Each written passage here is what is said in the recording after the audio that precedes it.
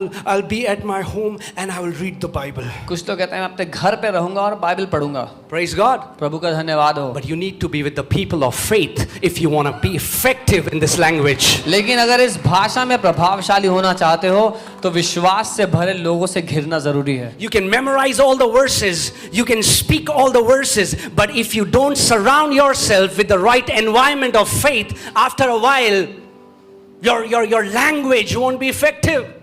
सारी आयतें रट सकते हैं, सारी आयतें बोल सकते हैं, लेकिन अगर विश्वास से भरे लोगों से घिरे नहीं रहोगे तो आप प्रभावशाली नहीं होगे. Do you know what the church is called in the Bible? The household of faith. कलीसिया को बाइबल में पता है क्या कहा गया है? विश्वास का घराना. It's the household of faith. ये विश्वास का खानदान है. Amen. If you surround yourself with the people of faith, sooner or later that same spirit will rub on you. अगर आप अपने आप को विश्वास से भर लोगों से घेर लेंगे तो आज नहीं तो कल उसी आत्मा से आप भी भर जाएंगे. Come on guys, is this making sense to you? समझ में आ रहा है कि नहीं आ रहा है? What would have happened if Pritika would have spent time with Japanese people? क्या हुआ होता अगर बहन प्रीतिका जापानी लोगों के बीच में रह रही होती तो? She would have developed that language. उस भाषा को वो और प्रबल कर सकती थी. First, she will think something in her mother language and then translate it. In the same way it happens when we come to church, we are speaking the Bible, but we are still thinking doubt. But a time comes when we start to think in the same language. The faith has to enter your heart so that you start not only speaking faith, but you start even thinking faith. सो शुरुआत में जब हम कोई नई भाषा सीखते हैं तो अपनी मातृभाषा में सोचते हैं, फिर उसका अनुवाद कर कर उसको दूसरी भाषा में बोलते हैं. वैसे ही राज्य में आने के बाद जब हम वचन बोल रहे हैं, मुंह से तो बाइबल के वचन बोल रहे हैं पर मन में शक चल रहा है, शंका चल रही है, होगा नहीं होगा, लेकिन थोड़े समय बाद वो विश्वास हमारे दिल में प्रवेश कर जाता है, फिर हम सोचते भी उस विश्वास की भाषा में हैं. Amen. If you want to learn any language, what happens? The first thing you do is you start to learn the characters in the language, right? अगर आपको कोई भाषा सीखनी है तो सबसे पहले उसके आप अक्षर सीखते हैं. English language has 26 characters. अंग्रेजी भाषा में 26 हैं. But God's language just have one character. लेकिन परमेश्वर की भाषा में एक ही है. And that is His Son, who is the Word. और वो कि उसका पुत्र जो वचन है. Hebrews 1:1 says, God at various time in various ways spoke to our fathers through the prophets, as in these last days He speaks to us through His Son. That's the only character.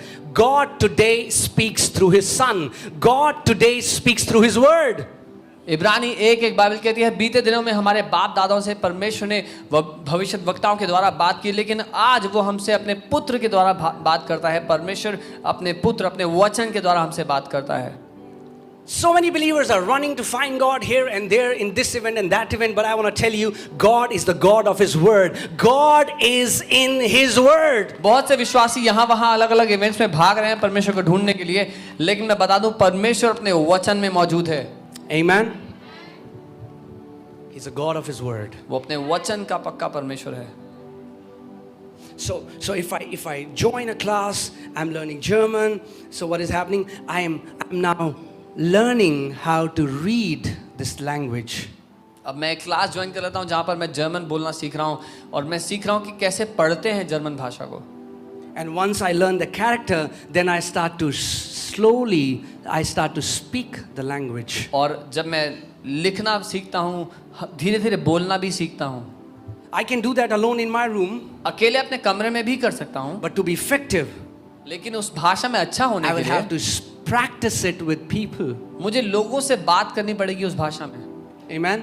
In the same manner, बिल्कुल वैसे we he can memorize the scriptures, हम Bible की आयतें रट सकते but you हैं, will have to learn to practice faith लेकिन आपको विश्वास को इस्तेमाल करना सीखना पड़ेगा in your daily life. अपनी रोज की जिंदगी में.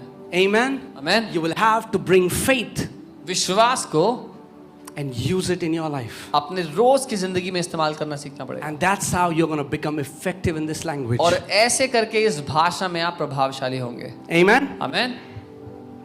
You know, some people say, "Oh, brother, it doesn't matter which church I go to. कुछ लोग कहते हैं भाई फर्क क्या पड़ता है मैं किस कलीसिया जाता हूँ. Church is a church." Church तो चर्च होती है. Your life and death depends upon which church you go to. आपका जीवन और मृत्यु निर्भर है आप किस चर्च में जाते हैं इस बात पर. Amen?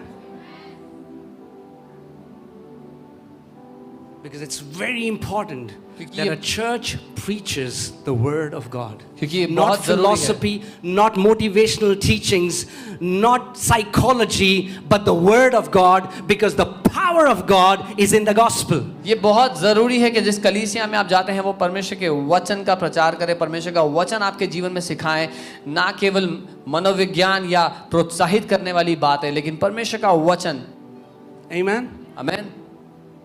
See, please understand this. समझें. Majority of times people want to come for their miracle. कई बार लोग अपने चमत्कार के लिए आते हैं And they don't care what is happening, what the preacher is preaching. और उनको फर्क नहीं लोग क्या कर रहे हैं, प्रचारक क्या कह रहे हैं. They're asking the person in front of them, वो बगल वाले को कह रहे हैं will they lay hands on me? मेरे हाँ रखेंगे रखेंगे. They will. हाँ ठीक है ठीक है. Doesn't matter what he was. फिर जो कहना है कहने दो इसको.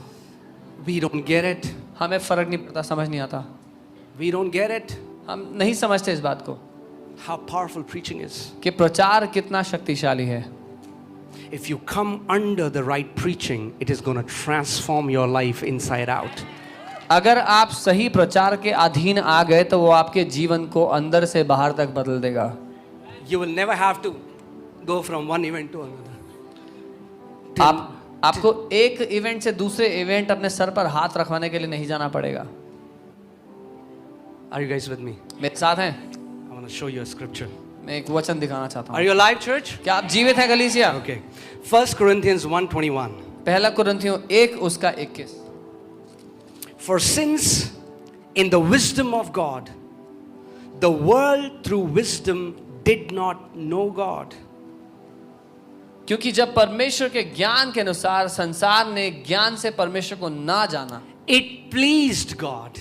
तो परमेश्वर को यह अच्छा लगा. Say it pleased God. बोले परमेश्वर को यह पसंद आया, अच्छा लगा. It pleased God through the foolishness of the message preached to save those who believe. परमेश्वर को यह भाया कि इस प्रचार की मूर्खता के द्वारा विश्वास करने वालों को उद्धार दे. If you believe the message that is preached, अगर आप उस संदेश पर विश्वास कर लेंगे जो प्रचार किया जाता है, then sozo will manifest in your life. तो परमेश्वर का उद्धार आपके जीवन में प्रकट होगा. What does sozo mean? सोजो क्या है ये? That healing. उसका मतलब है चंगाई. That means if you hear the message with the right heart attitude, you can be healed without anyone laying their hands on you. Though God sent His word and healed them. इसका मतलब अगर आप सही रीति से वचन जो प्रचार किया जाता है उसको ग्रहण करेंगे, सुनेंगे, तो बिना किसी के आपके ऊपर हाथ रखे हुए आप चंगे हो जाएंगे. Amen. Amen. You can prosper by just hearing the preaching. आप केवल प्रचार सुनकर समृद्ध हो जाएंगे. When I got saved and I started going to church, जब मैंने उद्धार पाया, कलीसिया जाना शुरू कर दिया, I just sit at the front seat, मैं सबसे आगे आके बैठता, excited what the word would be. उत्साहित होता कि आज वचन क्या होगा. Just eating the word. I was वचन को hungry for the खाता. word. मैं उसके लिए And भूखा I था. didn't understand that this principle started working in my life. Every area of my life, the transformation started. और मैं नहीं जानता था कि ये सिद्धांत मेरे जीवन में काम करने लग गया है. मेरी जिंदगी का हर एक क्षेत्र बदलने लग गया. It pleases God क्योंकि परमेश्वर को ये भाया है that through the foolishness of preaching, कि प्रचार की मूर्खता के द्वारा people can say, man, what is this guy saying? लोग कहते क्या बोल रहे हैं ये लोग. "Ah, it's 1.5 hours. 1.5 घंटा हो गया है. Just lay hands and let us go." हाथ रखो, जाने दो हमें. Through the preaching of प्रचार the के message, द्वारा, संदेश के द्वारा you will be healed, you will prosper, you will deliver, you will be set free, you will be transformed. It is through the preaching of the word. परमेश्वर के वचन के प्रचार के द्वारा आप चंगे होंगे, आजाद होंगे, छुटकारा पाएंगे, हर एक क्षेत्र में उन्नति करेंगे, समृद्ध होंगे. That's why it's black and white. Pastoring this church, I know people whose lives have been transformed are those who honor the word, who pay attention to his word. इसीलिए अंतर स्पष्ट है. इस कलीसिया का पास्टर होते मैं जानता हूं कि जिन लोगों के जीवन में परिवर्तन आया, ये वो लोग हैं जो उसके वचन का आदर करना जानते हैं. Amen. Otherwise, you'll keep holding oil bottles and water bottles and running after ministries. नहीं तो तेल की बोतल और पानी की बोतल लेकर सेवकाइयों के पीछे भागते रहेंगे. and not realizing ये that ना जानते Christ हुए। in you is the hope of glory. ये ना जानते हुए कि जो मसीह आप में रहता है वही तो महिमा की आशा है। The same resurrection power that raised Jesus Christ from the dead, the same resurrection power is in you. वही पुनरुत्थान का सामर्थ्य जो मसीह यीशु में है, वही सामर्थ्य आप में रहता है। Amen. Amen. My son, Proverbs 4:20, my son, attend to my words, give attention to my words. नीति वचन 4 उसका 20, मेरे बेटे ध्यान धरकर मेरी बातों को सुन। You know, it's a funny story. I've shared it before, but एक मजाकिया कहानी मैंने पहले भी बताई है। I went to a meeting in Dehradun. मैं देहरादून में एक सभा में The गया, worship was going on. There were a lot of young people. आराधना चल रही थी, बहुत से जवान थे वहां पर, You have turned. Everybody was turning. और हर कोई नाच रहा था, गाने गा रहा था, Man, it गानों के looked साथ। like if there is anybody who loves God, it's these young people. और ऐसा लग रहा था कि परमेश्वर से अगर कोई प्यार करता है तो यही जवान है वो बस। And then came the preaching of the word. और फिर वचन के प्रचार की बारी आई, And then I saw one guy try to snuck out. तो मैंने Second, देखा third, एक वहां से निकल fourth, गया, fifth. दूसरा हट गया, After a तीसरा। while, 30-40% of young people had gone. और कुछ समय बाद 40% तक जवान लोग चले गए वहां I से। met this young guy. मैं इस जवान लड़के से मिला वहां पे। I said, "What happened? Why aren't you inside?" मैंने, क्या वो अंदर क्यों नहीं हो? He said, "Bro, उसने कहा, भाई when the preacher starts to preach, my back starts to itch." उसने कहा जब प्रचारक प्रचार करता है मुझे खुजली होने लगती है तो मैं बाहर आता हूँ। Oh man, his back would be itching all life. जीवन भर उसको खुजली होती रहेगी Not understand अगर वो ये ना जाना that God works through His word. कि परमेश्वर अपने वचन के प्रचार के द्वारा काम करता है। Amen. When Satan came to tempt Jesus, जब शैतान यीशु को परखने Jesus के लिए didn't आया, say, "Peter, seek God. You have turned." तो यीशु ने ये नहीं कहा पतरस ये वाला कॉर्ड बजाओ, और उसने गाने नहीं गाए आराधना के वहां पे। I've seen so many pastors. They worship when demons manifest. Worship is not for demons. मैंने कई लोगों को पास्टर्स को देखा है जब किसी में दुष्ट आत्मा हो तो वो कहते हैं आराधना करो, आराधना। वो आराधना दुष्ट आत्माओं के लिए नहीं है। And they dance and the demon also dances. तो वो नाचते हैं, आराधना करते हैं, और दुष्ट आत्मा भी नाच रही होती है साथ में।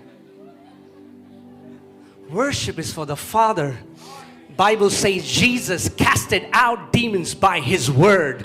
By the word you cast out demons, not by singing songs. आराधना परमेश्वर के लिए है। बाइबल कहती है यीशु ने अपने वचन के द्वारा दुष्ट आत्माओं को निकाला। वचन के द्वारा दुष्ट आत्माओं को निकाला जाता है, आराधना करके नहीं। Amen. As powerful as worship is, it is not for Satan. जितनी शक्तिशाली आराधना है वो शैतान के लिए नहीं है। The Bible never says that worship is the double-edged sword. The Bible says His word is alive and powerful and sharper than any double-edged sword. Bible ये नहीं कहती कि आराधना दो-धारी तलवार है। बाइबल कहती है परमेश्वर का वचन दो-धारी तलवार से ज्यादा पैना है। Amen. So when the enemy comes against you, तो जब दुश्मन आपके विरोध में आए, you do this. Shing. Amen. You take Luke 10:19. Shing. Behold, I have given you power and authority over all the power of the enemy, and nothing shall by any means harm you. You take out the sword of the word of God and you smite the enemy, and the Bible says he shall flee away from you. तो आप वचन की तलवार निकाले जब दुश्मन आपके विरोध में आता है। लूका 10:19 के उसने मुझे अधिकार दिया है दुश्मन की सारी ताकतों के ऊपर, और किसी भी बात से मेरी कोई हानि ना होगी, और आप दुश्मन पर वार करें और वो आपको छोड़कर भाग जाएगा। When I got saved, जब मैंने उद्धार I पाया, started going to church. मैंने कलीसिया जाना शुरू One thing किया। never made sense to me. एक बात कभी मुझे समझ में नहीं आई, Why is it that some people were prospering and thriving and walking in victory, and why some people were grumbling and complaining and their life seemed that nothing has changed? They have just learned Christianese. क्यों ऐसा है कि कुछ लोग हैं जिनकी जिंदगी बदल रही है, वो बेहतर होते जा रहे हैं, उनका स्तर बढ़ता जा रहा है, उन्नति करते जा रहे हैं, लेकिन कुछ लोग हैं जो तब भी शिकायत लगा रहे थे, आज भी शिकायत लगा रहे हैं, उनकी जिंदगी में कुछ बेहतर नहीं हुआ, बस उन्होंने ईसाई भाषा बोलनी सीख ली है। The only change that you see on their face is some facial hair. बस उनके चेहरे पर दाढ़ी का ही फर्क पड़ता है और कुछ फर्क नहीं पड़ता।